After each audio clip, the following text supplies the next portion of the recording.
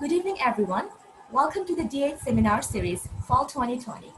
My name is Radia Al-Rashid, and I'm going to be your anchor tonight. We'll also be live on Facebook from our official page, so whoever wants to join can absolutely connect with us through Facebook. Before we begin, may I request all of you to mute your devices. Thank you. Okay, have you started recording? Okay, good. Please proceed. We are extremely honored to feature Professor Ian Almond for the second session of our fall lecture series. To welcome our guest and say a few words on the lecture series, may I request our Honorable Dean of the School of Arts and Humanities, Professor Kaiserhoff. Thank you, Radia. And welcome to Ian, a virtual welcome to Ian to Dhaka once again. And I hope that this virtual visit it's just a prelude to longer, real visits before too long, now that the vaccine is on its way. It's a real pleasure to welcome Ian to our series of talks on the net.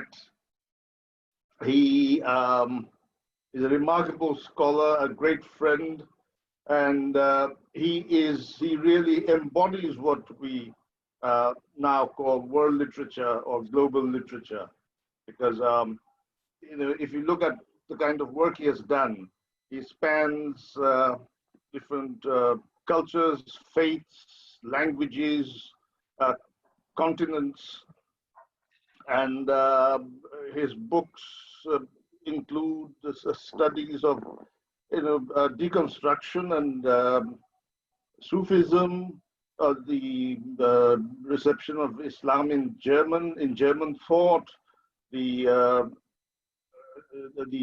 thought of Nirotsi Chaudhuri, the first serious study of this idiosyncratic writer, and most recently, a book that is in press. It's a study of the literature set in hotels in different cultures. And that is what he's going to talk about today. It's a fascinating, angle on human life. The idea of looking at how writers have shown, depicted the human condition as it manifests itself in this very special ambience, the hotel. And I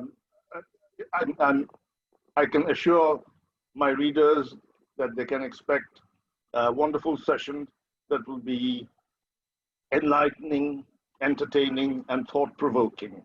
I don't want to take up any more time. All I want to say is that we all hope Ian enjoys his time with us, his virtual session with us, and I hope to see more of him in Dhaka in future. Thank you, Ian, for coming, and it's over to you. Well, thank you very much. I want to thank both Kaiser and the people at ULAB for giving me this time, and it's a great honor to be able to speak. I came a year ago, and I had very fond memories of Dan Mundi and all the really really friendliness and hospitality I had there. So the feeling is definitely reciprocated. So today I'm going to talk a little bit about hotels and the hotel in world literature. And I'm going to try and keep it within 30 to 40 minutes so that we can, if people want to have sort of questions. And I'm just going to I'm going to try and keep it as quickly as possible without sort of getting too bogged down in the minutiae of the text. I'll say just a little bit about, it's a wider, and I'll probably kick it off with just presenting the screen here. We're looking at 3 hotel novels.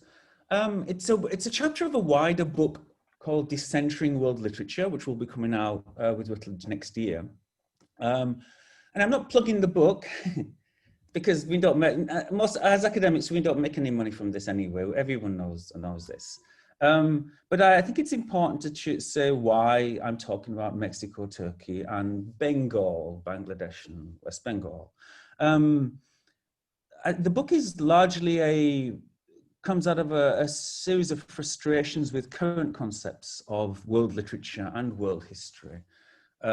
Concepts which I, and not myself, but I think many increasing number of scholars feel are overwhelmingly Euro-American in nature. I always begin by saying the West is 10% of the planet. Yeah, Europe and America are 10% of the planet. The non-West is not some sort of token minority that needs, it is the overwhelming majority of this world. So that really is the wider context here, that I'm trying, instead of theoretically deconstructing notions of world literature, really sort of trying to performatively engage with this through three non-Western regions. And those three regions are Turkey, Bengal, three literary traditions, if you like, Turkey, Bengal, and Mexico. There's about 5 topics that I choose. I look at melancholy, I look at the ghost story, I look at Orientalism, but one of those chapters is on the hotel. So that's really sort of where this is coming from today. It's a chapter within this wider text.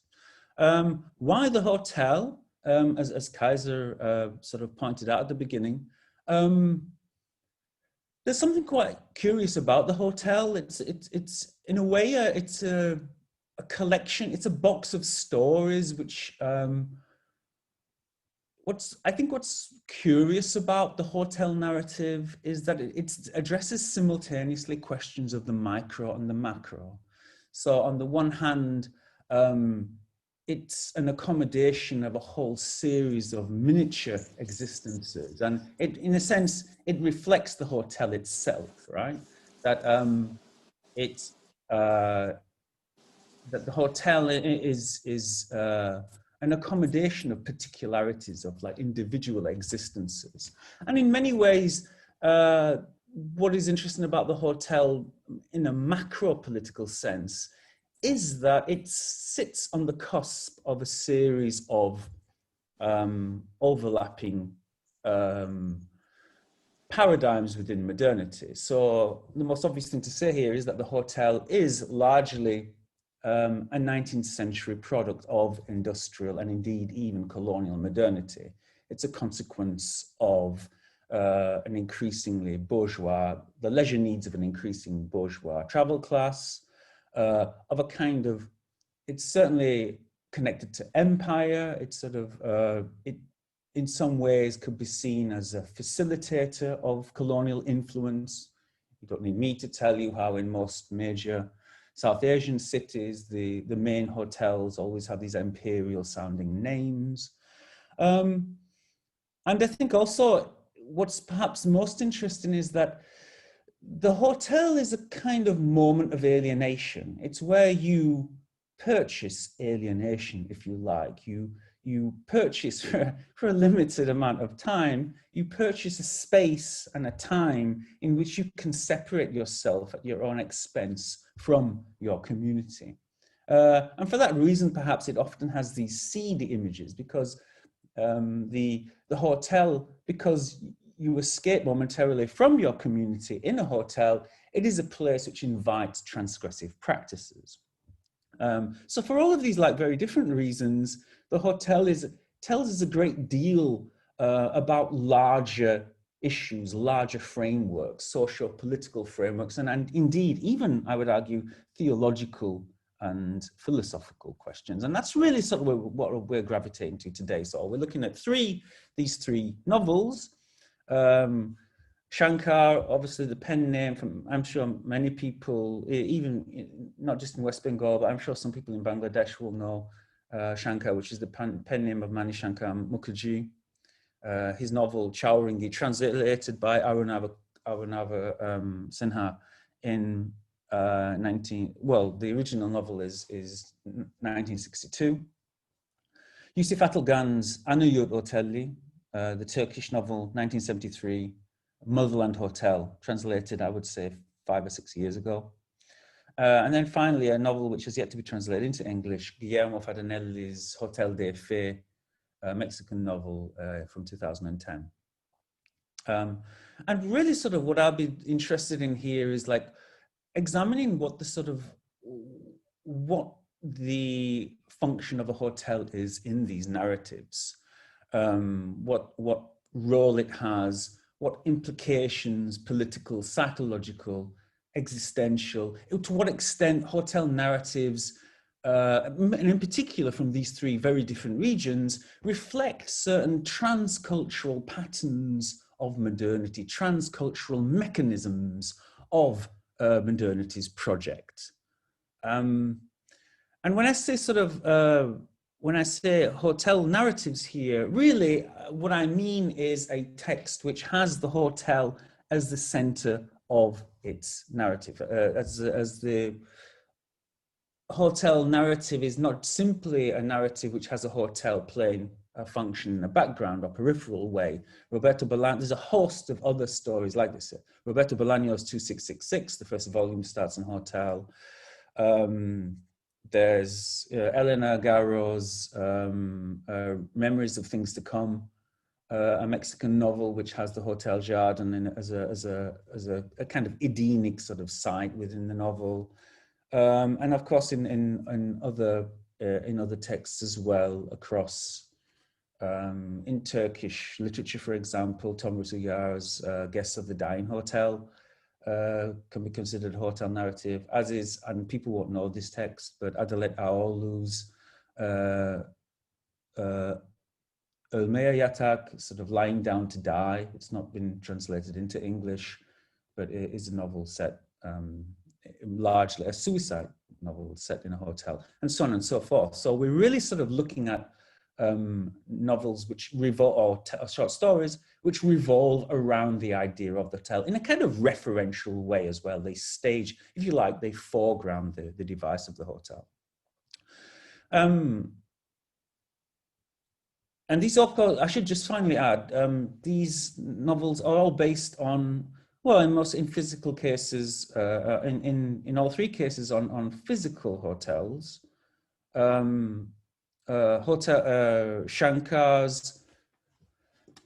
Shankar's Chowringhee, the novel is based on the Hotel Shah Jahan, a fictitious hotel but based on a real hotel in the heart of Calcutta. Yusuf Atılgan's Motherland Hotel is a fictitious hotel but based in a town probably in present-day Manisa in Western Turkey, where Atılgan grew up. And Guillermo Fadinelli's Hotel Isabel is also set in the middle of DF, the acronymic name for Mexico City, Distrito Federal. We'll start with Shankar's Chowringhee. So like Shankar's Chowringhee is a funny, interesting, brilliantly written novel, which tells the tale of the narrator Shankar, who gets a job working in one of the largest hotels in the immediate aftermath of the Raj in the 1950s. And I think like it has been sort of, it was the subject of a very famous film. It got produced, I think, a 1968 film. And I think it has been called sort of India's corporate story, but I think that does a disservice to the much more ambivalent relationship to capitalism that you get in the text. So even though, of course, ultimately the authority, particularly given the sentimentality which is sometimes given to the Hotel Shah Jahan in the text, the kind of the ultimate legitimacy of the idea of a five-star hotel is never really called into question. Nevertheless, there are sort of extremely sort of acidic moments where Shankar really sort of suggests that there's references to a kind of poison that the hotel oozes, it has an almost corrosive atmosphere on whoever works in it and lives in it. And I'll get to this a little bit later, but there's even a sense in which there's something quasi-supernatural about the hotel. I'm not dramatizing that. It's not a supernatural text, but there is something about the number of deaths that are connected with the hotel, which I think in many ways highlights a much more materialist and cynical attitude towards the concentration of capital, which obviously a five-star hotel like that represents. I think the most obvious thing to say about the idea of the hotel here is that you get the idea of the hotel here as a tomb of empire, perhaps, is the first thing to say. That in Chowringhie's novel, the protagonist is the last, he's unemployed, he was the clerk of the last English barrister of the Raj before independence came. The owner's name is Marco Polo. He has a resemblance to Churchill. There's all kinds of ways in which empire, and not just British empire, but also kind of Mughal and permeates. Now, we'll see this also in other texts. So in the Turkish novel, the Motherland Hotel will basically be an Ottoman palace from the Tanzimat period. And we'll also see this in Hotel de Fe, because even just the name of the hotel, Hotel Isabel, yeah, the Queen of Spain, who with Ferdinand discovered, so to speak, the Nuevo Mundo, the New World. All of these kind of imperial echoes will be in all three texts. But certainly in Chowringhie, you do get this sense of the hotel Shah Jahan as a kind of last tenuous link to the dying Raj. So, and almost a space in which the literally post-colonial atmosphere of the Raj, with its muffins and English tea and English menus and, you know, Indian workers called Johnny and Roger and Sally, persists inside this almost in a kind of sepulchral way. Actually, let's do underline that. Let's have a quick look at the some examples here. The centuries-old spirit Shotobdi Prochina Atma of Shah Jahan Hotel kept asking even louder, why are you here? Who are you? Why are you here? Life, youth, and everything else in this city are transitory. Nothing can defy eternity and keep standing in Calcutta. But Shah Jahan Hotel stands upright with unbelievable arrogance. It survives Teek Takabe. And not even Simpson, the hotel founder, could have imagined that it would have withstood the ravages of time and lasted so long. And then a third quote. We went to the lower circular road cemetery. Flowers in hand, we entered that silent city of the dead. None of the boys of William Lane was probably alive anymore, but Shah Jahan Hotel lived on, eternally young, beckoning the hungry, the thirsty, and the lustful with its bewitching charm. I think what I'd like to sort of stress in this is is really sort of the sense of the undead, the idea that empire persists in a kind of lurid, obscene fashion. And I am thinking here openly of Freud and the notion of the death drive here, and the idea that there's something about the spirit of empire which is sort of obscene and lewd and persists in its own almost lugubrious obstinacy. And it doesn't really make me think as well, just like as I say that, it doesn't make me think of Lacan's idea that authority and obscenity are somehow linked, that obscenity is like the unspeakable underside of authority. And certainly there is something sort of, you get this sense of this in the Hotel Shah Jahan. And as I said, it's even sense that these physical places take on an almost uncanny atmosphere, an uncanny feeling in this respect. A second thing I just want to say about showering before I go on to the next novel is that another aspect of this really is the idea of misogyny. So the idea of the hotel as a femicidal space.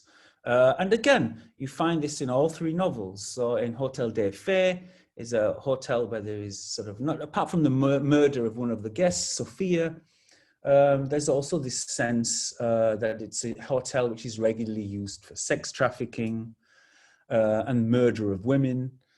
And then, of course, in the Turkish novel, the pivotal moment which changes the hotel owner and turns him into a kind of maniac is his murder of the chambermaid. But certainly the misogyny is also in Shankar's Chowring. And I would argue that although it is a very funny novel, and it's a brilliantly funny novel, there's some of the darkest subtexts in the novel are the way the sort of underage prostitution that takes place, and where the hotel owners are trying to get dancing girls and making sure they're as young as possible, but also the various ways in which female workers in the story are killed or commit suicide. And again, it does suggest that there's something not just patriarchal, but sort of femicidally patriarchal about the idea of the hotel. And maybe sort of not wholly unrelated to the sort of point I just made previously about the lurid undead feel of the hotel as a topos. Excuse me for a second. So that brings us really sort of onto the second novel, which is Yusuf Assalgan's Ana Yurt Oteli, or Motherland Hotel. And this is a novel which was written in 1973. And kind of like Chowringi, it was the subject of a very famous Turkish film in 1980. So both texts sort of lent themselves to cinema quite successfully. I think the main thing to say about Motherland Hotel with respect to the other two, that it is a much darker novel compared to the other two novels. So whereas even in terms of the hotels, whereas the Hotel Isabel and the Hotel Shah Jahan are flourishing city centre institutions, certainly what we get in the case of the and in city centre institutions that sort of attract a lively a lively clientele and a diverse clientele. Possibly the Motherland Hotel is a little bit more seedy. It's in the back of a railway station in a provincial town in sort of post-war Turkey. The customers that come through its doors are usually they're either prostitutes or unmarried couples or homosexuals. So it's definitely sort of highlighting the more transgressive aspects that we might associate with a hotel. Like Chowringi, it starts out in a comic way because the hotel manager, the hotel owner, Zeberjet, is a classic case of OCD, obsessive compulsive disorder. The first third of the novel documents quite comically the extent to which he has these special routines, and all the he puts various things in various pockets, and the meticulous way with which he observes these pathological way in which he observes these routines, and very interesting as well how all the legal above board things he puts into his right pocket, all the kind of haram, morally dubious things go into his left pocket. There's a sort of very interesting set of ways in which the pathology of the hotel owner, and this of course then becomes very unfunny because the chambermaid, whose services sexually he has always enjoyed, is suddenly murdered by him in a peak of rage, primarily because another very beautiful woman whom Zebedjet has fallen in love with at first sight promises she'll come back on the next train from Ankara and never arrives. And the crushing disappointment of this, ontologically, if you like, causes his world to collapse. And what you get in the second half of the novel is a series of increasingly bizarre, maniacal gestures as Zebedjet basically mentally dissolves.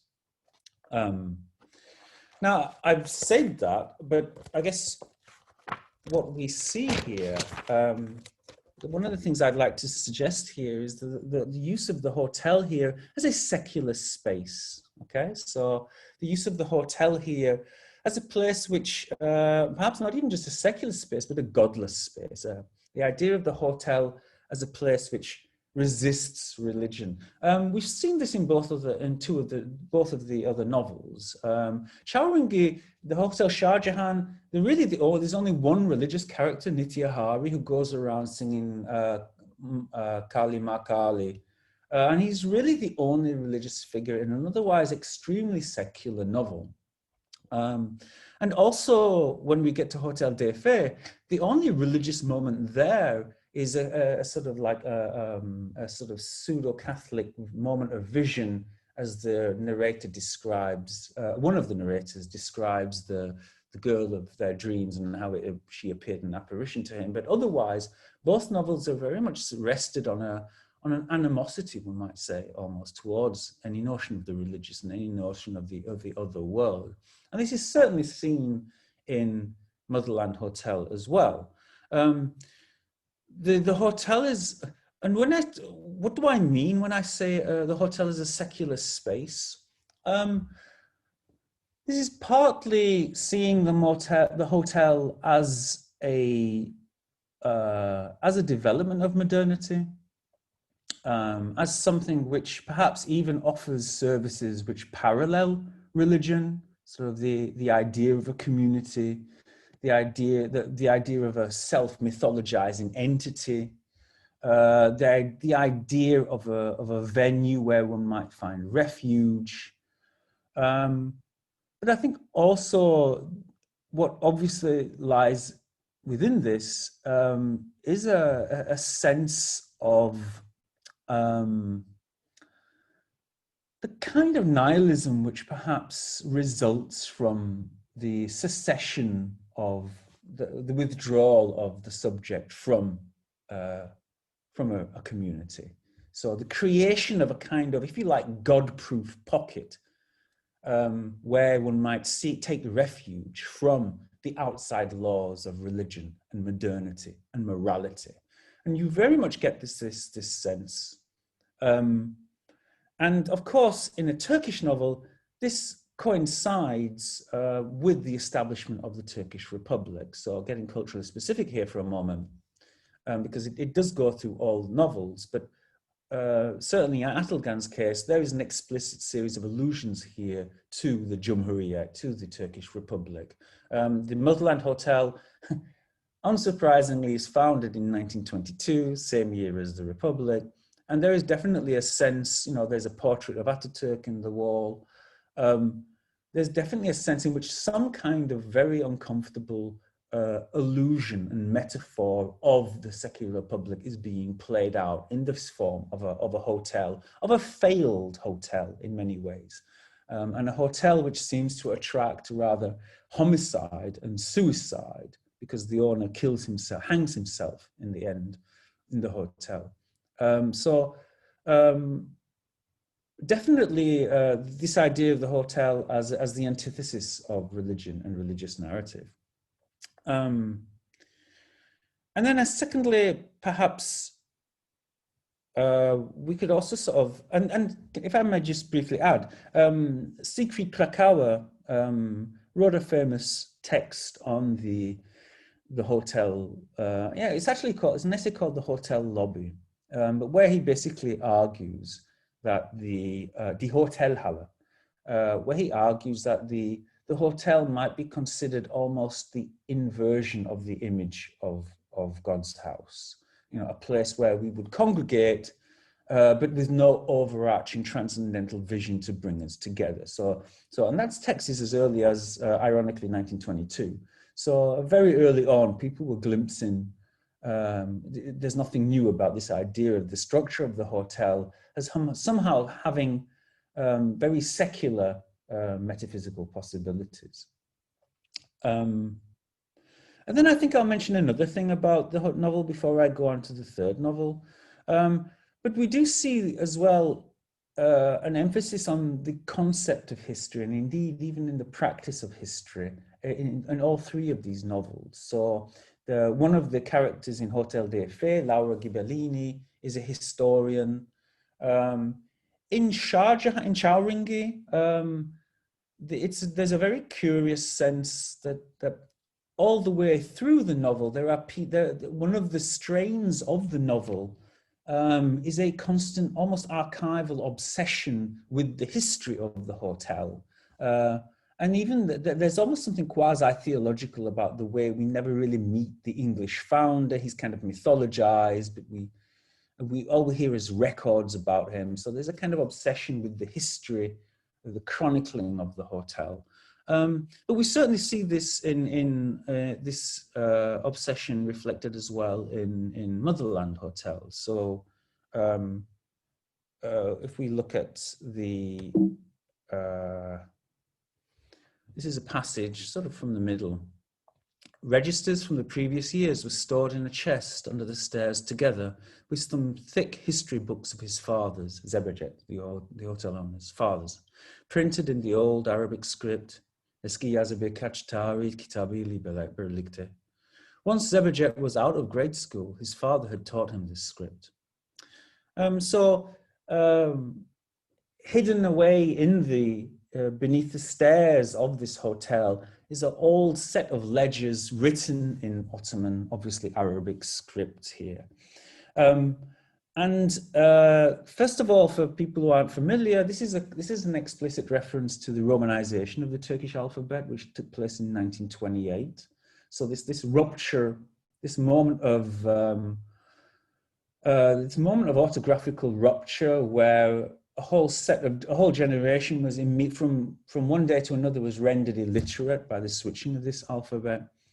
But I think as well, what we're seeing here is that, and this increases as the novel progresses. We see the gradual implosion and then explosion of history in this novel.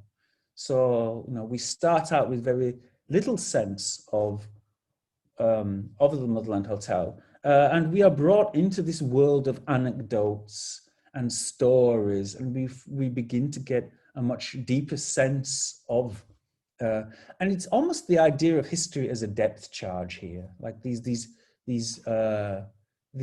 if you like, subversive Arabic scripts, because it was illegal to write in Arabic script after the Reformation change, after the language was switched.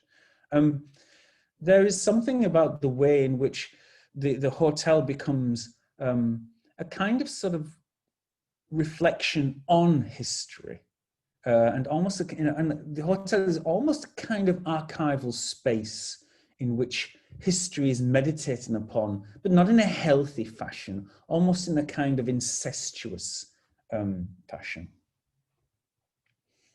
And that really sort of brings me to the third novel that we were going to look at, which is Guillermo Fadinelli's Hotel des Faits, a much more recent novel, came out 10 years ago.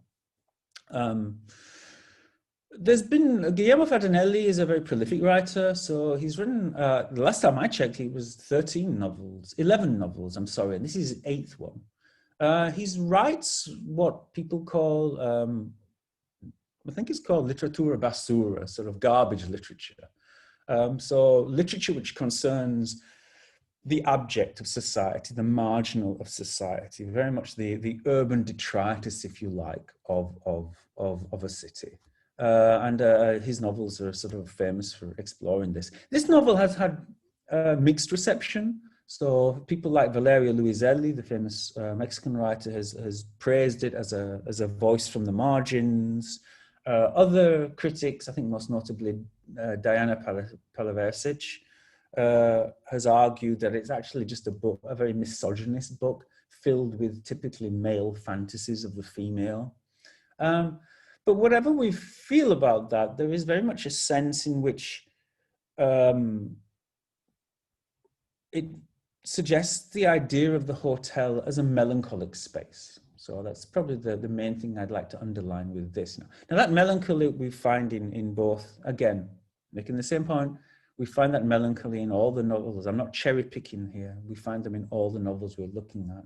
Certainly, there's an incommensurable tristesse to Zeberjed and the way sort of he lives in the Turkish novel, in the way he sort of half lives out his unfulfilled life and the melancholy expectations of a life which was never quite realized.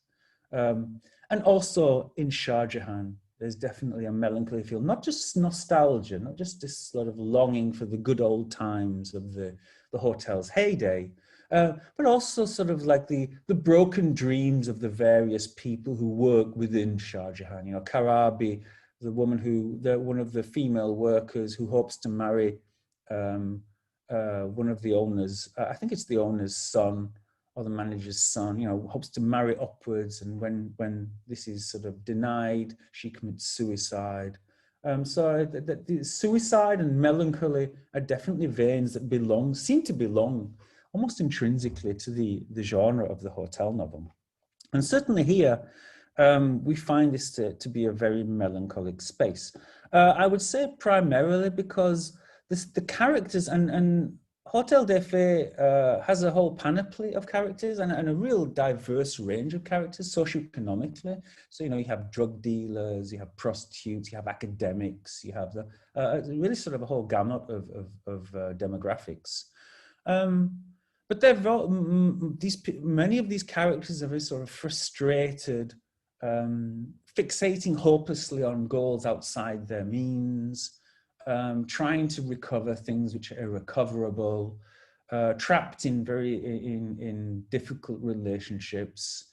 And certainly the epitome of this is the protagonist, whose name is Frank Enestrosa.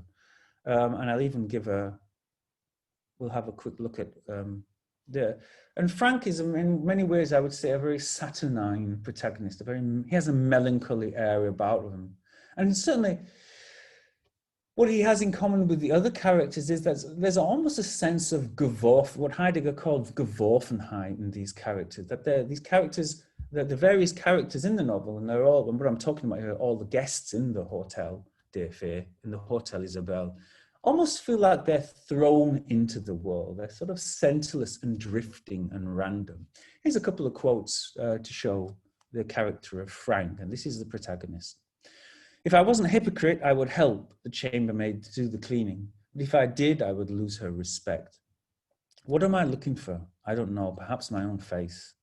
In front of an old mirror on the wall that suddenly reflects the reception of the Hotel Isabelle, I observe my own sad image. Observo mi triste imagen. If I didn't have money on me, it would probably depress me just seeing this orderly, modest gentleman. And who doesn't get depressed at my age? And certainly what we're seeing here is the idea of the hotel as an alienating space, as a space which I was about to say affords introspection, but in many ways sort of imposes or inflicts a melancholic introspection upon the guest, partly through their physical isolation, but of course, partly through the sort of psychological and mental isolation which sort of occupying these small room entails. And there is this sort of dissolution of identity that we get in several of the characters. So I think I'm interested in this, the way the hotel is seen as emblematic of incurring these kind of modern crises of the subject. And the way they're sort of existentially blended together in this novel to provide a larger comment on Mexican society. And I think in many ways as well, getting back to religion, on the idea of a fallen world. So we have very much a godless world here. In the hotel lobby, the Queen Isabel is removed by the end of the story. Yeah, so it's almost sort of explicitly a sort of theocidal moment where we have a Hotel Isabel without its Isabel. But the world of centerless, very much of centerless crime. We hear lots of crimes going on, but we're not quite sure who is doing what to whom. It happens on the second floor. And it reminds me in many ways, there's a wonderful Jose Emilio Pacheco short story about, amongst other things, someone who digs a tunnel and discovers a corpse in this tunnel. And the idea that whenever you dig a tunnel in Mexico, you always come across two other tunnels. Yeah. Whenever you try to investigate a crime, you come across 2 or 3 crimes that you're not looking for. You know, so this idea of a world is intrinsically lost, beyond any kind of moral order or moral recoverability. And certainly the Hotel des Faits in these moments sort of communicates this in a very sort of, as I've said, a very sort of saturnine way. And I guess, like, it does make you wonder, why inject, as writers, why inject this sense of melancholy into the hotel novel? And I would say that, and I'm just looking at the time here because I don't want to go on too much. And I would say there's almost a sense of mimetic compensation here, that there's something about the melancholic atmospheres that are injected into these hotel stories. It reminds me actually of Deleuze's idea of the Baroque. You know, Deleuze talks about the multiple chambers of the Baroque, whether it's in Leibniz, whether it's in Bach, whether it's in the sort of chamber, in the morning play, the various ways of chambers. And Deleuze, I think, argues that the Baroque is the last attempt to restore the broken, shattered fragments of the classical before it's lost completely. And you get a sense here, perhaps, that in the multiple chambers of these hotel narratives and the melancholy they instill, again, we see this idea of an attempt to recover some sort of sense of order. And how am I doing for time, by the way? I'm launching. Am I okay for time? Oh, you're good. Okay, Yeah, I'm just gonna, I won't go on for longer. Yeah. Yeah, I won't. I'll really You're try. I think you're doing fine. I mean, you can carry on. Okay, I don't want to get kicked out of the hotel before for overstaying my checkout. But the idea of what we're really gravitating towards here, actually, is the idea that there's some kind of relationship between death and the hotel in literature, I think. That there's some sort of connection or some sort of fundamental constitutive relationship between death and hotels, literary hotels, when we encounter them in literary texts. I mean, and we can just hop around the Western canon and we know this much, right? The Gresham in James Joyce's The Dead, the Hotel des Bains, I think, in Thomas Mann's Death in Venice, Doris Lessing's To Room 19. And then, of course, you know, we find these in the regional literatures as well. So there's some sort of like, there's some sort of connection here, like I say, something almost thanatological about the motif of the hotel. And why?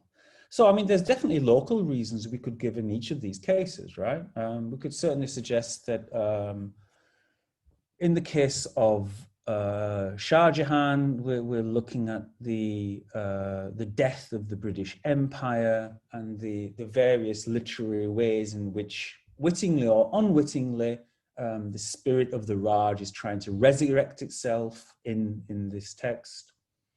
So literally a kind of a text in the wake of empire. in the case of Turkey, again, we could look at the ways in which the Ottoman Empire was often, I don't know if this is a word, but was often thanatologized, like was often seen as synonymous with death. And certainly the idea of the ghost of the Ottoman Empire spectrally persisting in this hotel, and even perhaps a kind of on a different note, a kind of comment on the suicidal nature of secular modernity that perhaps Assalgan is making about the Kemalist modernizing project. You know, the fact that the hotel owner in the end kills himself, and killed himself at the exact time and day of Ataturk's funeral. Again, would suggest some sort of political comment here, linking death and secular modernity. And then finally, I think with the Mexican novel, there is a whole sort of an extant criticism. I think most famously Claudio Lomnitz, who talks about the way Mexico. His book "Death and the Idea of Mexico" is a classic text on the way. How does he put it? I think the nationalization of death in Mexican society. So the way death has been sort of taken on almost by Mexican society and incorporated as a kind of motif. Xavier Villarrutia, the Mexican poet, famously said, life is a nostalgia for death. We could go on there. It's a very lugubrious train. But well, my point is that you could find sort of local specific reasons why for this sort of the synonymy perhaps of death and the literary hotel. But I think as well, there are two, for me at least, there are two theoretical avenues. The first would be a psychoanalytical one. So you would see if the hotel is seen as a sexually transgressive place, yeah, as we've already, I think, made clear, you know, it's a place where you go if you want to have sort of extramarital sex or prostitution or homosexuality, then the text here might almost be seen in a psychoanalytical way as punishing the transgression, okay, a textual sort of punishing. And it's interesting, you see this particularly in Shah Jahan, how all of the moments where some kind of boundary is overstepped by the female protagonist, they are murdered. I don't mean, not necessarily murdered by other people, but the author, if you like, textually murders them. And of course, and I think another bow to that would be that all three protagonists of these novels are sort of like sexually frustrated, impotent, weak men. And that violence, the culminating death that drives these texts may well have, again, some kind of psychoanalyzable relationship to them. Just speaking very obviously there. I think another avenue, though, might be historicizing, a historicizing attitude towards the secular. So seeing the hotel, if you like, if you can think of a fictional approach to the project of secular modernity, something which sees in the structure of the hotel an almost allegorical version of the nation or the country. And these allegorical allusions are explicitly in all three texts, and not just in these texts, but others, but definitely in the three texts I'm looking at. All three hotels are at various points associated with India or with Mexico or with Turkey. Then there may be here a sort of a comment on the kind of nihilism which ultimately sort of culminates within these projects. So it's almost like the hotel is a kind of experimental petri dish in which the processes of the secular are examined and ultimately sort of led to a kind of mortal conclusion. So I think I'm going to wind up with that. Thank you very much for keeping up with my talk. And I'm happy to sort of answer any questions that any people may have. Thank you. Thank you. Thank you so much, Professor Ian Almond, for your insights. I'm sure the audience are now bubbling with questions. So dear audience, feel free to voice your thoughts, or you can also type out your questions here. And Dr. Sharkar Hassan Al-Zayed, the Associate Professor of ULAB, will moderate the question and answer session. Thank you very much, Radia. Is there any question, or should I just jump in? Thank you very much, Jan. I mean, very happy to have you back at ULAB, and this has been a wonderful demonstration of your scholarship and your innovative reading. I mean, the epithet creativity or creative is hardly applied or used in case of a critic, but being a translator of your work, I know how wonderfully creative your readings are most often. So thank you for your wonderful reading of these 3 novels. And I found many of these discussions, wonderfully enlightening.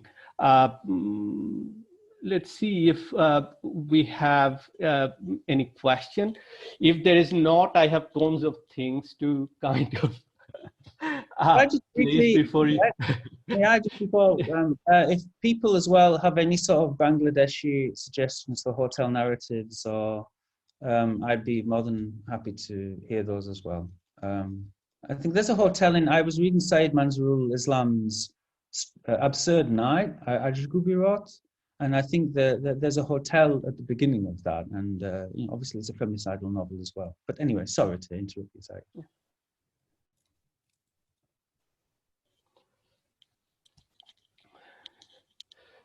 One of the most interesting things that Okay. So, there's a question in the chat room. So Shofik has a question. Okay. The question is, it's a wonderful talk. The idea of hotel drawn from the 3 novels from 3 different locations is interesting. The sense of alienation and godlessness and the idea of femicidal space are fascinating. I have just one simple query. Are these reflections homogeneous about the idea of hotel? There are various categories and kinds of hotels. So what would be your point about that? Yeah, and I do briefly say that at the beginning, but I completely agree that they are, and not just homogeneous in terms of like the tier of hotel, if you like, but also that the contexts are very different. Okay, so the historical contexts are very different. I mean, we have if we're talking about political processes, we're talking about neoliberalism. We're talking about the post-colonial Indian state, and we're talking about Kemalist modernity. Those are 3 very different sets of, I mean, they may be modernities of a kind, but they are very different historical, they are arguably somewhat different historical processes. Leaving aside as well, perhaps sort of like cultural ideas of what a caravanserai or what a tavern might be, and so on and so forth. But I guess like this touches on a bigger debate within world literature, because there's certainly a set of people, and I will consider myself amongst them, but people like the Warwick Research School, like Frankie Moretti, who argue that even though we have a wide diversity of contexts, and no one's denying that, there are certain patterns of modernity, of alienation, which are recurring, whether it's 1950s Calcutta, whether it's 1970s Istanbul, whether it's 1910 Dublin, right? There are certain sort of patterns of modernity which are tentatively transcultural and transhistorical. And that doesn't mean that these novels can be reduced to mere exemplar. But it does mean that what I'm looking at here is trying to delineate very tentatively commonalities, because we could spend all day talking about the differences. And I'm not, I'll address your question though, because your question is even within whether there's a difference sort of in terms of class, right? Even within the same culture. And I would say there is. I would say that the idea of alienation, for example, still takes place regardless of whether it's a 5-star hotel or a 2-star hotel. I'd say the idea of acquiring some kind of privacy, whether it's a bourgeois privacy or a proletarian privacy, I would say that the possibilities for pleasure, for illicit pleasure, whilst not completely the same, you do get the similar, structurally similar sort of possibilities for that. But it's a very good point that, you know, the idea that if I'm not reading too much into the person's question, that there is something class related about this, which is overlooked perhaps in the analysis, right? I think, I mean, you know, you definitely touched upon that topic, right? So you're basically reading these novels allegorically, not simply literally, but seeing them as broader allegories of the changes that are taking place in a particular society, and then noticing this homology. So, you know, if we go back to Jameson and one of his more recent works, Allegory and Ideology, you know, where he suggests that all these modernist fictions are allegorical, and the broader contour of the world is kind of organized in a way that is beyond this subjective difference. And, you know, things happen in that, you know, arranged and organized way. And that arrangement is obviously through these capitalist relations of power in some ways. And at the same time, and I feel that, and this is where your reading gets really, really intriguing, through this, you know, patriarchal, you know, femicidal, you know, tendency, which gets, you know, blurted out, almost in the form of a traumatic recognition of what is lost and what is kind of recovered in certain ways, and what is lamented for. Yeah, I mean, could I just respond very quickly to the with the Jameson? Like, I mean, obviously, in the book I engage with Jameson, and I think there's a feeling that the backlash towards his essay on third world literature was some people have all even called it a hysterical backlash. Like, I definitely don't think we should homogenize third world writers but there was a kind of almost dismissive. For many years, you couldn't even cite that essay because there was such, you know, there had been such a post-colonial pushback on that. And I think now, as you've said, I think people are sort of looking at Jameson a little more soberly and realizing that he's talking about the way material mechanisms produce analogous feelings of trauma, analogous sort of concentrations of capital. I guess the only thing I would say is that I added I would not argue that Mexican, Turkish, and Bengali writers have something sort of homogenous which they enjoy by virtue of their being sort of peripheral or semi-peripheral. Like, and that's why I added the Western canon at the end there. That, you know, this would extend to Joyce and Mann as well, right? Yeah. Okay. While the other person asks the next question, I'm switching my AC. Yes. There's another question, Moshir, who has asked you, I mean, intrigued by the talk in many ways. I would like to hear a lot more things about several topics you touched upon, especially how you related authority with obscenity, and how you put the point of suicidal nature of secular modernity, and how the hotel narratives present these things. When you were talking, I was thinking about hotels are the places where the fragmented individuals take refuge, who otherwise holds an impression of unified personality. What's your take on it? So I got the obscenity authority thing, but the last point, that the idea that the hotel is a refuge for people with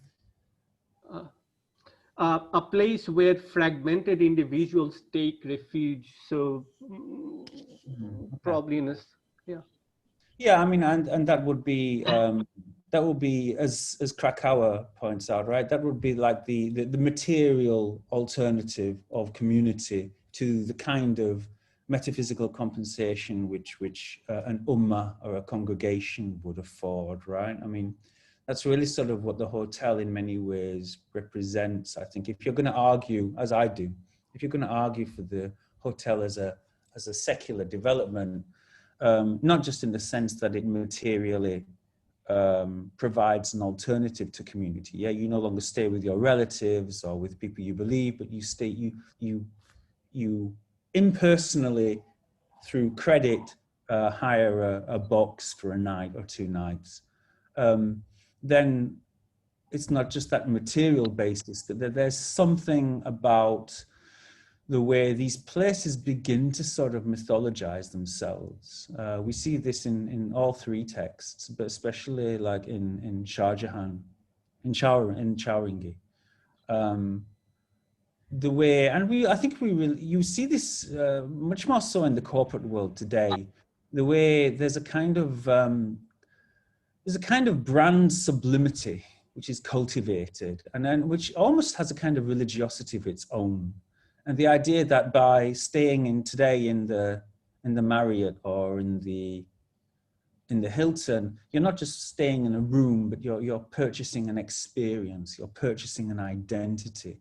I think that's what I get from the idea of the hotel emerging as a kind of alternative to religious, a secular, this worldly alternative to kind of religious experience. With the obscenity authority thing, that would, I mean, I could repeat it, but it's basically Lacan's point that, and it goes back to Freud as well, right? There's something about the original patriarch, which is founded on an original act of incest and an original act of taboo. Yeah, so there's a kind of complicit collusion with the obscene, and that this explains why for Lacan the authority is always this profoundly ambivalent power. It's the, if you like, it's the school teacher who slaps you in the face in one hand and winks at you and gropes you with another. You know, there's this sort of deeply disturbing and deeply discomforting coexistence of these 2, if you like, these 2 drives. So that would really be sort of Lacan's point. I find that at this historical juncture, we are very much aware of the obscenity of power, how obscene it gets, and kind of constantly parades itself in today's world. So it requires no further elaboration, right? Literally, there are figures who embody that obscenity in each and every single way that you get to. On the one hand, for people stay home, and then they venture out, I mean, and they party at night, right? Well, I think I sense there's a local subtext here, but well, obscenity and beauty also, you know, hang together. I think. By the way, Ian, there's a new film version of Chowringhee. It's based on Chowringhee, and the title is Shah Jahan Regency. Oh. It's just it's come out, I think. The director is Srijit Mukherjee. Okay. I think it's most since it's more sensational in certain aspects, but it's worth watching. Yeah, and I was fascinated by the way of the three hotels together, and of course they are all three. I mean, all of them seem to be hotels of a particular kind. I mean, they have history. There's an accretion of history in each of these, and I was thinking of how different the situation is today globally, where you have, these hotels which are the same everywhere in every city. Everything is very synthetic and all that. It's a bit like the old publishing houses, independent publishing houses, being taken over by these big, corporate bodies, and so there's a kind of homogenization. So a five-star hotel in Dhaka and in Singapore and London, they all have the same sort of attributes, which you don't find in these three hotels. I mean, these are actually, we're actually talking about an era that is already gone in a sense. Yeah. I mean, I guess like the only thing that would keep it present, and I guess Hotel des Fées, obviously because it's 2010 is the closest there, is that we're talking about post-colonial modernities, Kemalist modernities, but then by the time we get to what you're talking about, we're talking about the neoliberal melancholy of modernity. Yeah, so we're really kind of in a post-ideological age where very much sort of Fukuyama style, that there's this sort of like directionless, centerless landscape which is presented with us, and which in many ways, like at least I feel that the hotel tries to address, like the hotel in all various ways, and we've all been to, these hotels that are sort of characterless, and the more they try to present some kind of authenticity, the more depressing it is. Right. There's some sort of like, and it does make me think of Alain Badiou's idea of atonal worlds. So Badiou has this notion of Badiou, I think, basically argues that capitalism is essentially anarchic, and that one of the things that is endlessly creating and destroying is historical context, so that the late capitalist subject is robbed of any kind of historical depth of the world, is robbed of any kind of way of engaging in a meaningful way with the world, because context is constantly annihilated. Yeah. You probably see the culmination of this in these sort of lounges, these sort of like amorphous, with your jazz music background and your, sort of bamboos and water thing going on in the corner. Like there's something sort of deeply, I was going to say postmodern, but postmodern would be like, in Nietzsche's sense, would be the cheerful nihilism. But this is a kind of... it's sort of a kind of a transient kitsch, as it were. But, to go back to the three hotels and this wonderful sort of presentation of yours. I was thinking of Bangladesh in relation to these three cities, these three hotels.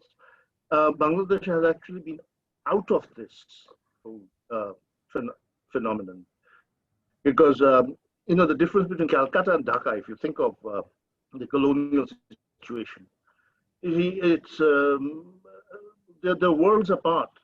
We didn't have any hotels here which are in any way comparable to Shah Jahan Regency or any of the other hotels. And so the hotel in Bangladesh, I think, again, that would be an interesting sort of thing to study. And we've had sort of boarding houses, small hotels. The only fairly decent hotel was not good enough for a film crew which wanted to come to Dhaka. But I think one film crew did manage to get here, because I think one scene in Around the World in 80 Days was shot in Sylhet, if I'm not wrong. Okay. But, we have boarding houses, which again, have a similar kind of association with melancholy and that.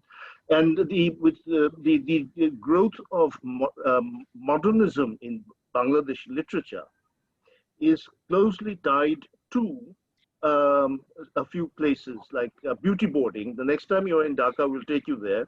It's in old Dhaka.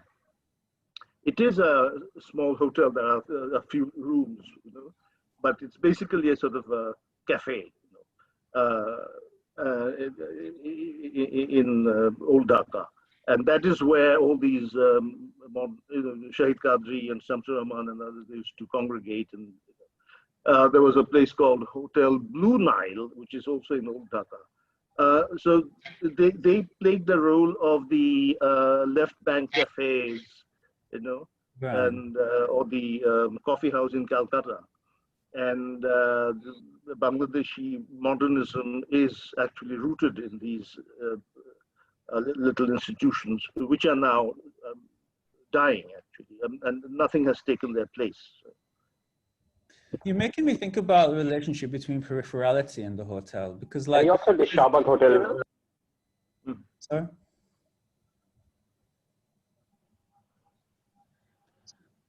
No, sorry, I was saying that, we had Shahbag Hotel, which got transformed into a hospital. Yes. Yeah, and Intercontinental was the only decent hotel, right?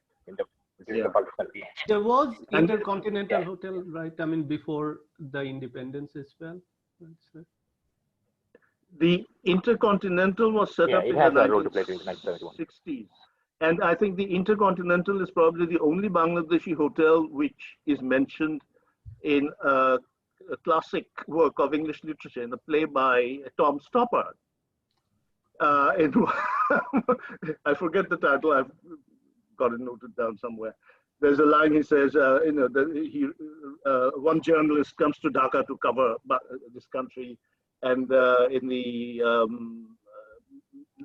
men's room, he sort of sees a bit of graffiti, one journalist to another. Dick Richard till before he dicks you. that has found its way into Tom Stoppard play, and he mentions the Intercontinental in Dhaka.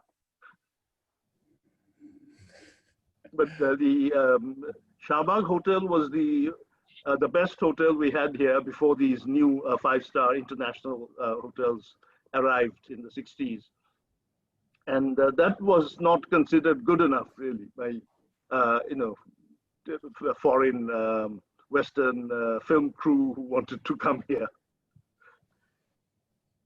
It's always the idea of the hotel as some kind of moniker or some kind of barometer of progress, though, isn't it? Yeah, it's all this. Yeah, and then to think of the symbolic role. I mean, the Ritz. I mean, you mentioned the Ritz, and at once you conjure up this picture of glamour and London and all that. And so you have different types of hotels, different types of symbols. You think of the Algonquin in New York, where all these writers used to live, actually, spent years there and doing much of their great work. It's interesting to sort of extend the study and see how all the different ramifications of hotel life, and the associations of hotels with culture, have the way they have played out.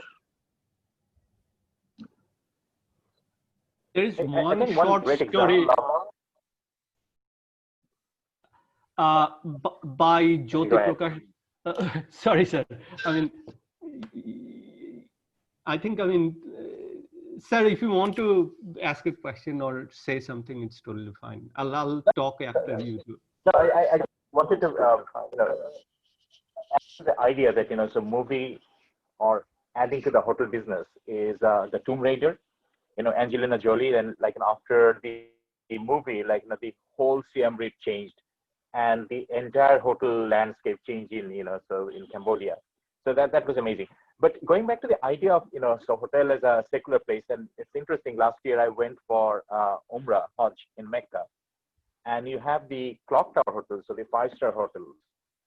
And that, of course, is not a secular hotel. And so you have only one TV channel that shows the Hajj, 24/7.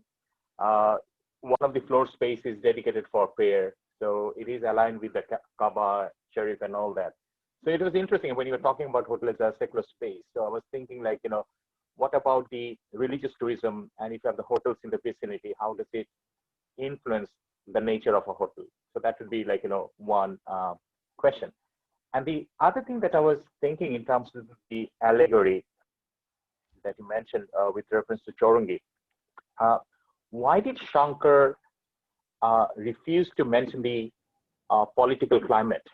So he has all these names like Marco Polo and others trying to make it very cosmopolitan, but he was not, referring to any of the politics of the 1950s, in Chorungi. So I was wondering, like, so do you have any take on that? Okay, so first of all, with religious hotels, I think that's a great observation. When you think about the first hotels, they would have been pilgrimage. The first tourism would have been pilgrimage, right? So the first, and that's really sort of where we get the first reason. Trade and pilgrimage are the two reasons why people left their communities to go abroad. So it's great that you pointed out, because the caravanserai or the various sort of pilgrims taverns in Europe would have been that original. So it's the idea of this world religiously is a hotel, right? We pass through it. All of the novel, well, particularly Shankar's novel, explicitly references this. Yeah, the world is a hotel. You don't know how long you're going to stay, but you'll have to check out. So definitely, like the religious hostel, you could almost invert it and say that the hotel has something religious about it as its raison d'etre, right? The hotel is a literalization of how you should view your time in this world. But secondly, with Shankar, I don't know. I read part of his. I think he wrote a book on. It wasn't Sri Aurobindo. It was another scholar. But he was a very sort of. I don't claim to be an expert on Shankar. But I agree that it is sort of striking that there's hardly any topical references, political references in the text. And I think it does, to some extent, I think one of the reasons might have been that there is, I won't say explicitly, but there is a kind of commitment to the memory of the Raj in the way he participates in the memorialization of the Shah Jahan. And it's the kind of commitment which, in a way, runs in the face of Indian nationalist modernity. And then doubling on that, the fact that we're talking about a five-star hotel, I think there's a politically conservative subtext there. I think there's certainly, I think that's, for me, that is maybe the central reason why he doesn't engage with any kind of sort of contemporary politics. Both the commitment to the Raj, but also the commitment to the kind of capital which, to put it bluntly, stayed pretty much intact when the transition took place. Does that make sense? No, it's actually early 1960s, right? The 1963, you said. Yes. So before the political atmosphere started hotting up. So when he wrote it, things were still pretty stable. The Congress was in control. It's only after the mid-60s that the communist movement and the Naxalites and all. Yeah, I assumed that Shamsad was saying that. I'm not talking about quit India or anything like that. I assumed you were talking about the immediate aftermath of independence, right? The 50s and 60s, yeah? Yeah. And yeah. And immediately after independence, I mean, for a few years, I mean, Calcutta was just a pretty stolid place, in decline, politically, nothing exciting happening. The Congress was in control, And then, in the late 60s, we have this sudden explosion and so But the Naxalite the generation. Yeah. in West Bengal, right? Right, the Naxalite, right? Yeah. So that was pretty prominent. Right? But it's Late interesting 60s. because in terms of the narrative of, you have the Decameron or Canterbury Tales kind of narrative in Chorungi, like all the stories, like you can almost anywhere. So it has that religious pilgrimage kind of setting, especially Shujata Bose coming in, the air hostess and all that.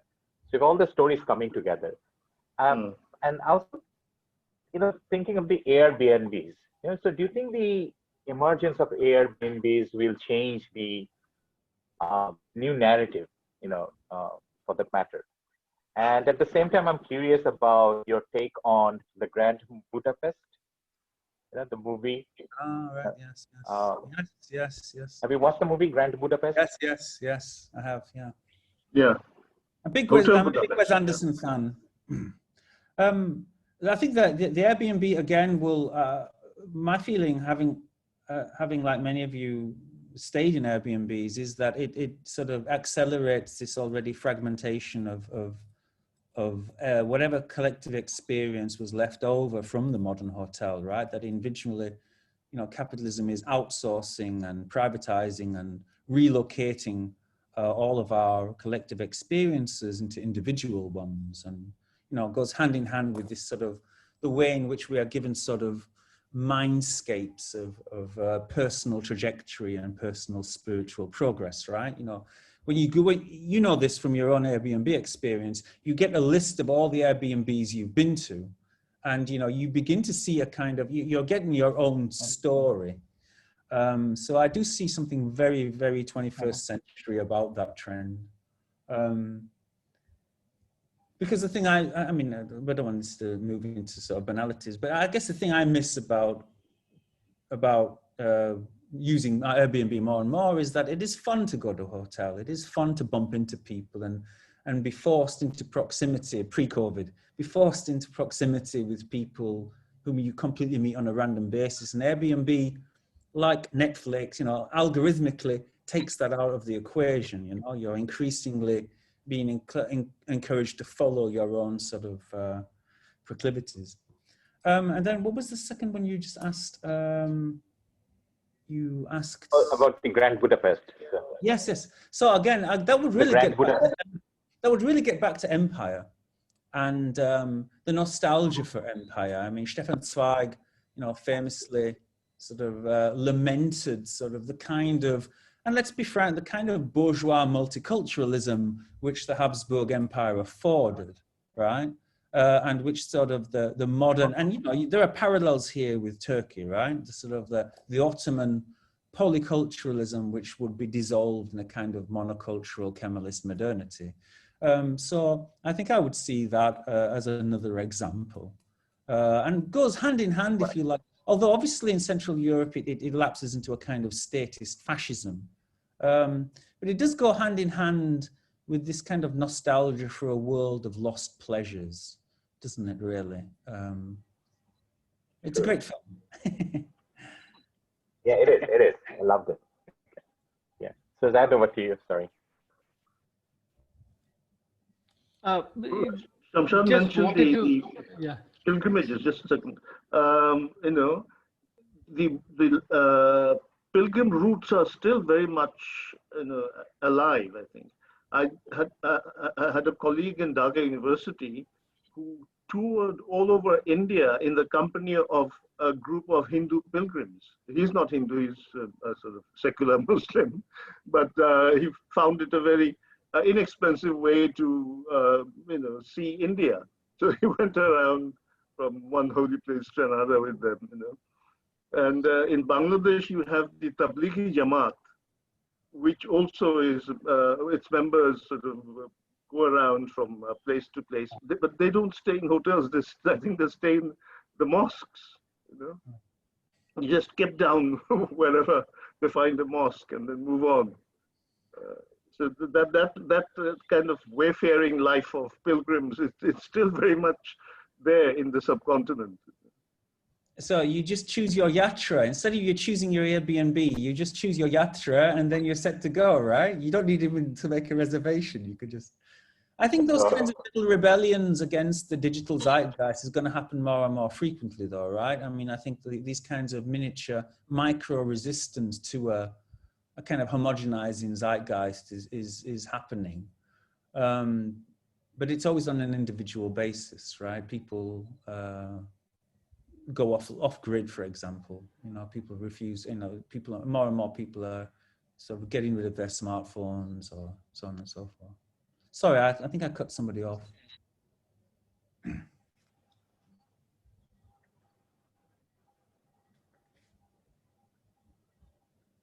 Seth? Okay.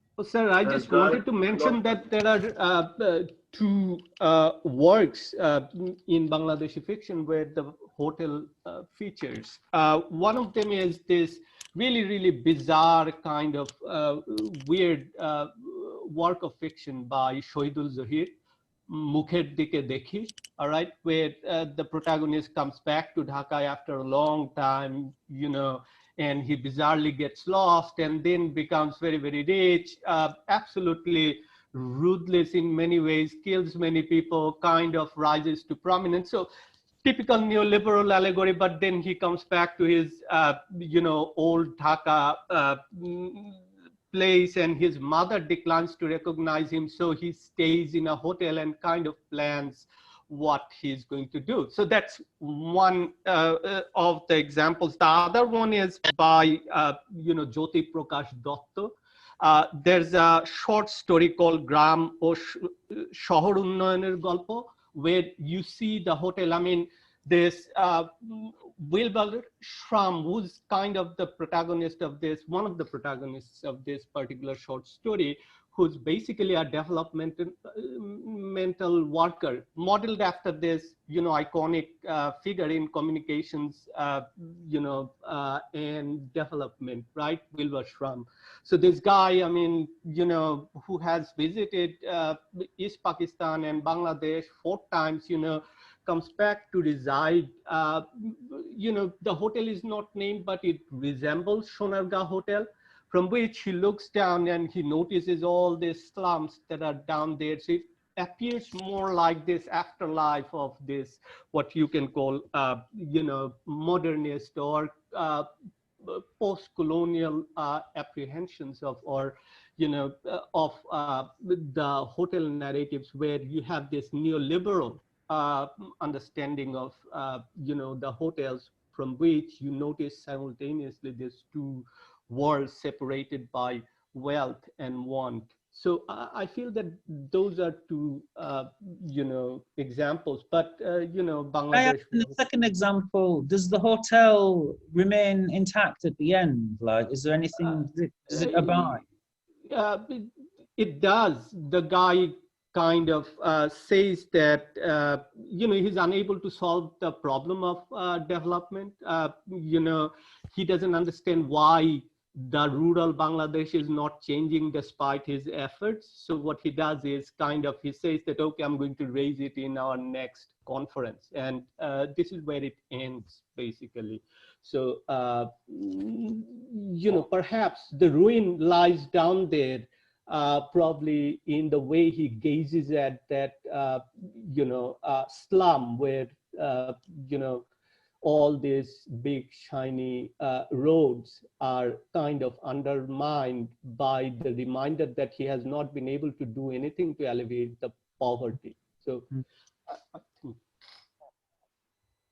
So that there is a question on the Empire, the chat room. So. Yeah, I was looking at the chat room myself.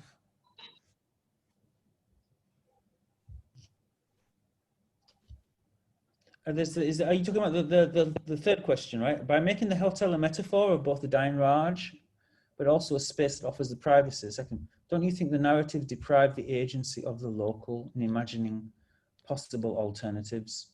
The empire, it seems, is just reinvested with new splendor. What is your take on that? That's a great question. So, like the narratives rob any kind of agency of. Do you mind? Sorry, like, can the question setter identify himself or herself? Because it just says iPhone. Oh, sorry, sir. It's me, Tabassum, from Department of English and Humanities. Great. Okay. That was my iPhone. Sorry. Hello Yeah, again. Shamsad, you were troubled by the anonymity of that iPhone. You think it was a Maoist or a yeah. Sorry, The private I space. couldn't change Go my name. ahead. Yes. Yeah. I'm utilizing it to the fullest. Anonymity is good. Anonymity is good. They can't shoot you if you're a sniper. Okay. Yes, I think there is. I think there's something about a fixation on a structure which suggests a kind of conservative, and it's a little bit what Shamsad was saying earlier. I do feel that the hotel narrative is essentially a conservative text, and I don't mean that in a kind of conscious, explicit way. I mean in the sense that it still participates in a certain commitment to the fact of the hotel, to the entity, if you like, of the hotel. I mean, in the case of Chowringhee, I do think there's a kind of repressed Anglophilia, or at least an unarticulated sort of commitment to the legacy of the Raj, even if the actual author wouldn't accept that. And it gets on to sort of like the wider debate of like to the extent to which an author themselves are conservative when it comes to their own texts, because the authors are like, they are the power structure. Yeah, they are the, if you like, they take on the sort of godlike role of these miniature textual hotels that they deliver us. And I think the idea that the construction of that hotel doesn't leave space for any sort of possible alternatives, I have a lot of time for. I think you're right. I think there's something about, I mean, obviously, it's obviously a truism to say there's something conservative about nostalgia, but there, particularly even in a kind of skeptical, cynical nostalgia like Yusuf Atılgan, you're still sort of problematically chained to the structure that you're, in this case, Kemalist modernity, that you're trying to defame, right? Because the book, in one sense, the Turkish novel, is definitely an attack on Kemalist secularism. Like, it's definitely, if you're a Kemalist, right? If you follow Ataturk, it's a deeply offensive book in so many ways. But at the same time, it's still sort of obsessing with the if you like, the undead object of ideology, isn't it? It's still sort of, instead of like the truly subversive gesture would be to break out across a new vista, break out across a new space, but the fact that it still acknowledges some kind of need. Does this make sense? Was it Cabos? What was it? Yes, it does. It does. You know, if you, I don't know if you've looked up Shankar's biography, because he was actually a British barrister's clerk, and his other best-selling book is actually a memoir of his experience as the barrister's clerk, Koto Ojanare. Oh, yes. Koto Ojanare. And this nostalgia, I think, is very real. And it is also, I think, to be found in many of the Bengali modernists.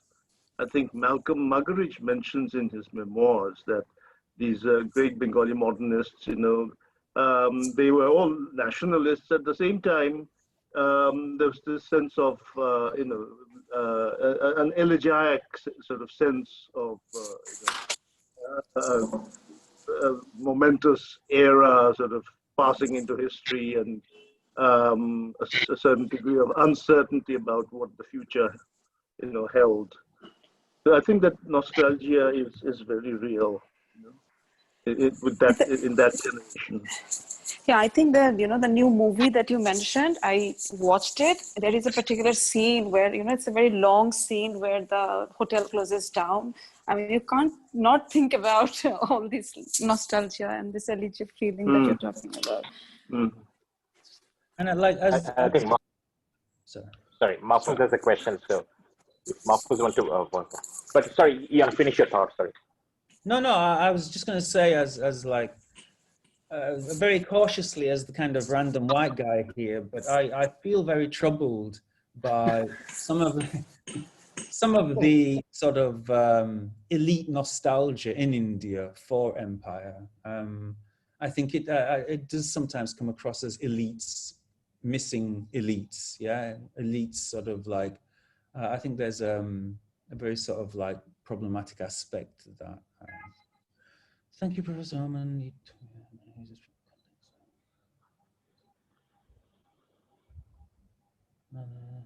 Transgressive content. So Mahfouz, do you want to ask your question? Go ahead. Sure, sir. I was just saying that there's this idea of contact known as this social space, social space for cultural contact within asymmetrical relations of power, such as colonialism. So, since Professor Almond mentioned the idea of Geworfenheit or thrownness into the world, so ontologically, can we see the hotel narratives as transitory and transgressive contact zones between Thanatos and libido, Dasein and das Nicht, empire and post-empire, and is that where we get in the interstices of Heimlich and Unheimlich, the canny and the uncanny? And that's an excellent question. And one of the things I didn't cover, and I left it out because I didn't want to go on and on, was like the way the theoretical canon has dealt with hotels. Foucault, Adorno, Jameson, a number of figures have like, and I guess it really touches on whether you feel the hotel, and Lefebvre, in his classic work on space, would say that the hotel is an extension of dominated space. So the hotel is an absolute vehicle of ideology.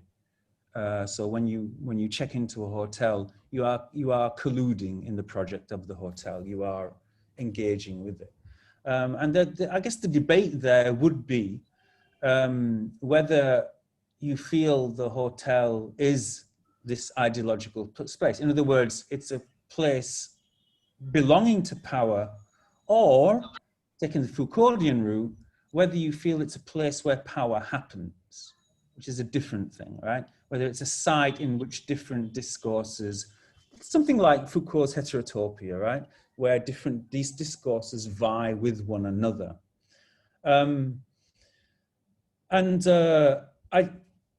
I think like, well, the sexual aspect there, I think is interesting, because I think from what I've said in the talk, my feeling is that there's something very one-sided about that relationship. This isn't a space in which, you get to know the other and encounter the other. This isn't one of those Homi Bhabha idealized spaces where I engage with the other, and then some kind of, interstitial third entity emerges, hybridly from our interaction.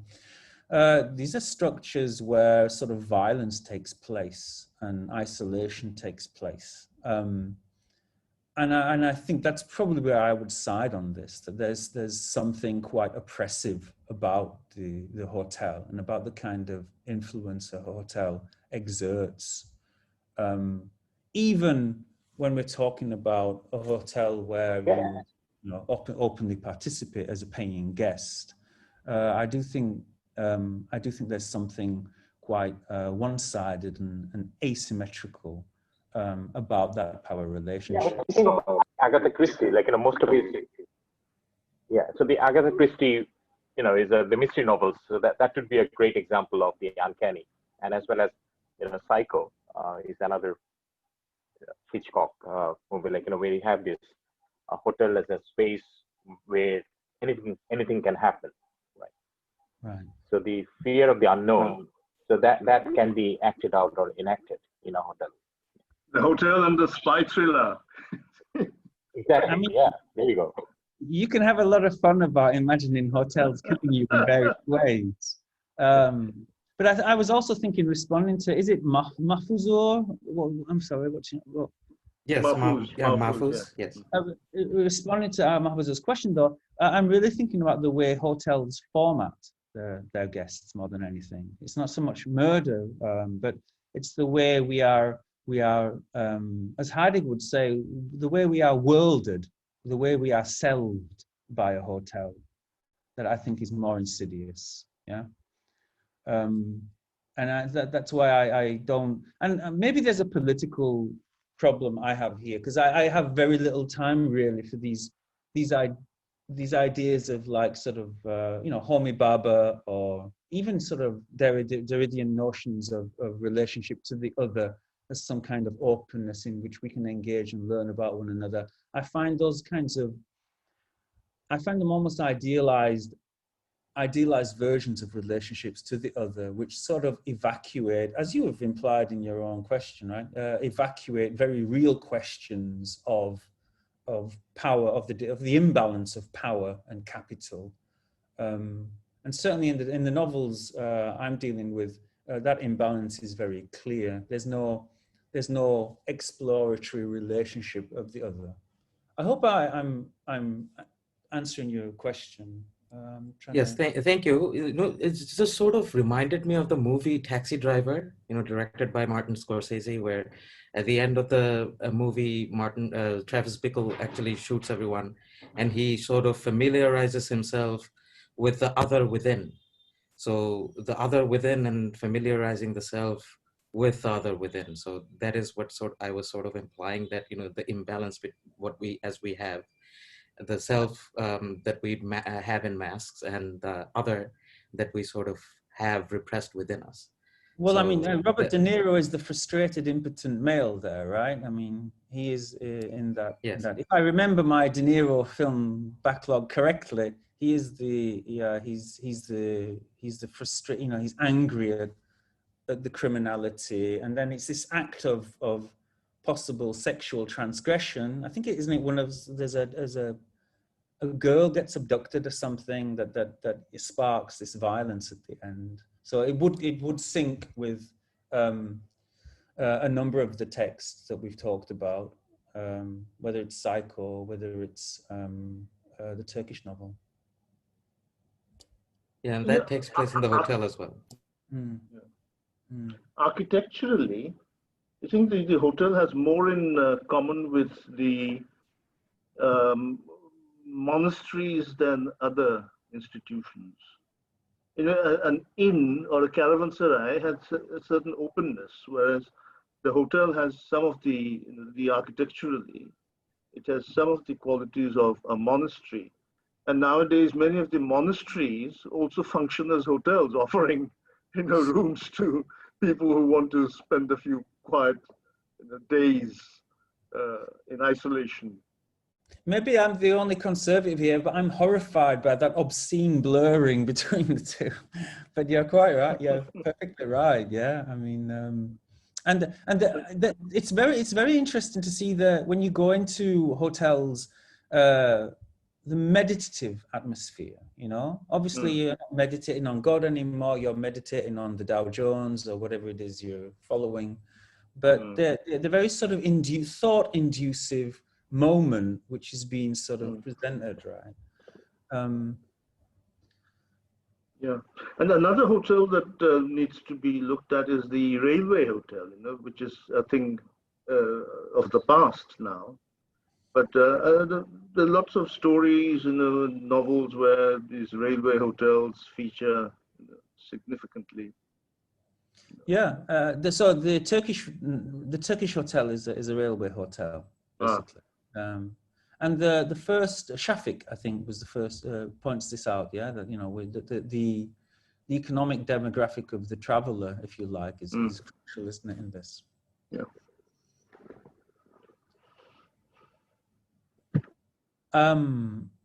I hope I'm not being rude, but I do have to slowly go.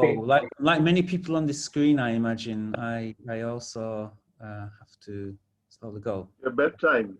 No, you are behind us, actually. Right, Okay, so, Rabiela. yes, sir. It has been an undoubtedly and absolutely one insightful discussion. And at this point of the seminar, I would like to invite our honored head of the English department and the Pro Vice Chancellor, Professor Shamsad Murtuza, PhD, to deliver the vote of thanks. Thank you, Radia, and thank you, Ian. Like, we couldn't have done it without Ian. What an exciting, deliberation we had and the discussion that followed.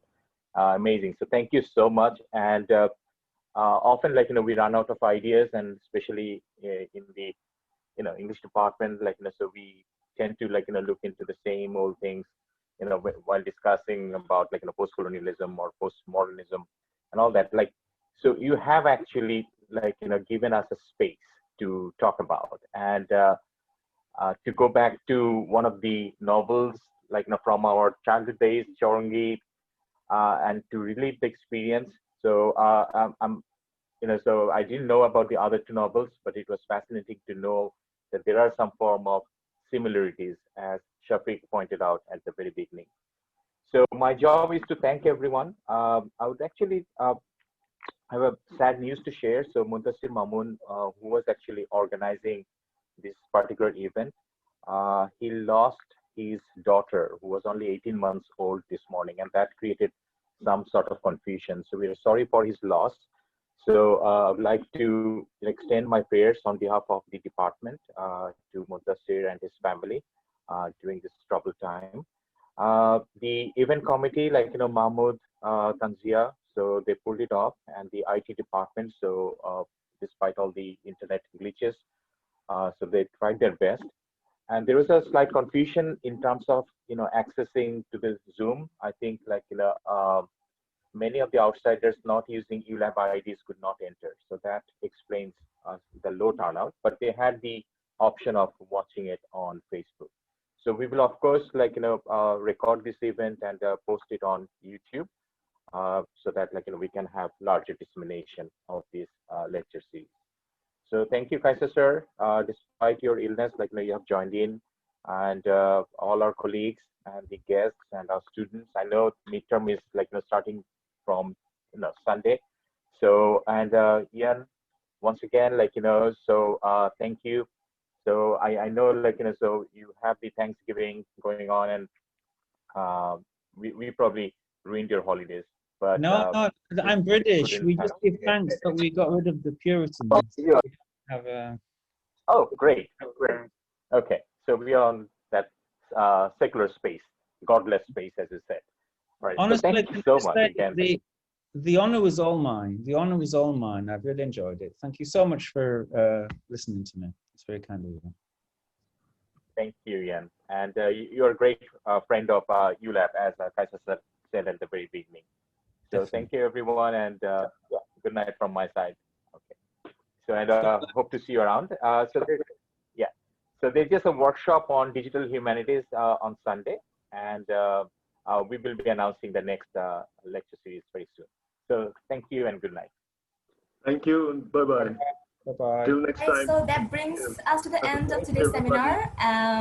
So thank you everyone for joining, and good night.